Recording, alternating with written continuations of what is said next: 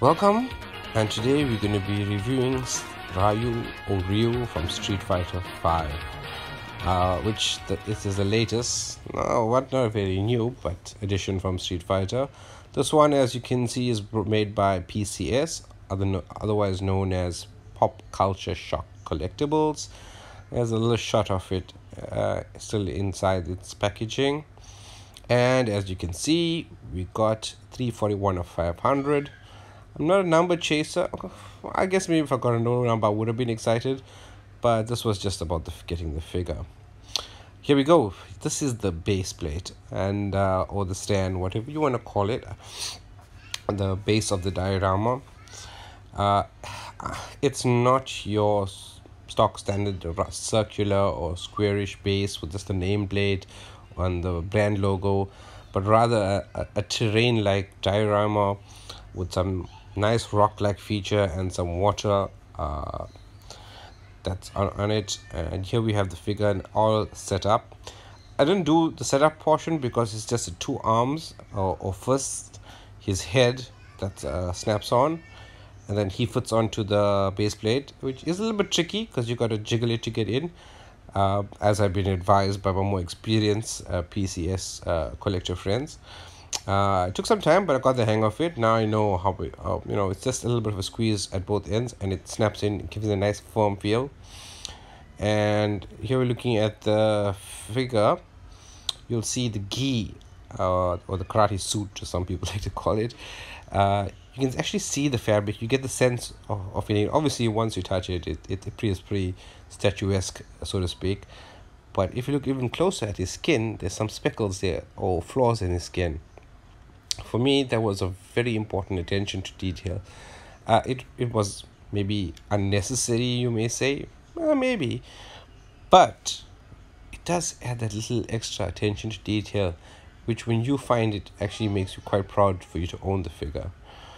And as you can see, he's got this round or cylindrical like effect with this black semi-translucent pieces to emphasize him, drawing his power, and that's great.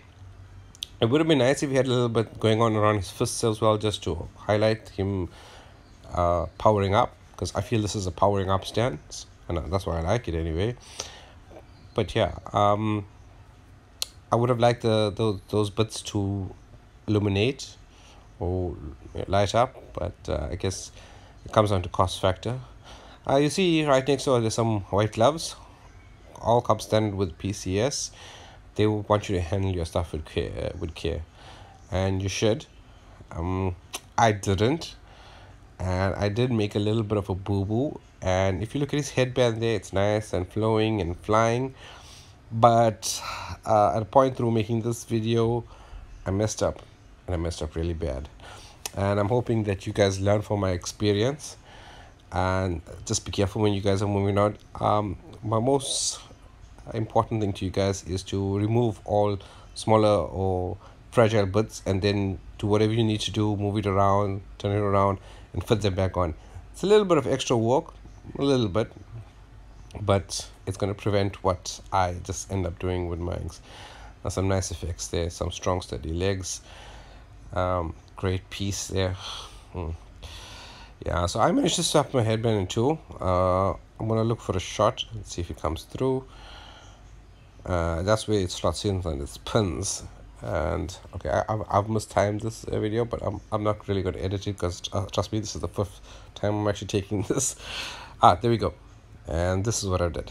Heartbreaking, absolutely heartbreaking, but it's my fault. I've done it. Again, my PCS or statue friends have told me that there's a guy, name is Lars. I just watched a future video, and you're gonna get him some publicity, and he's gonna fix this easy peasy lemon squeezy. Yeah, it looks kind of sad without it. Not chain smash without it, but I mean, Ryu without his headband is a little bit tricky.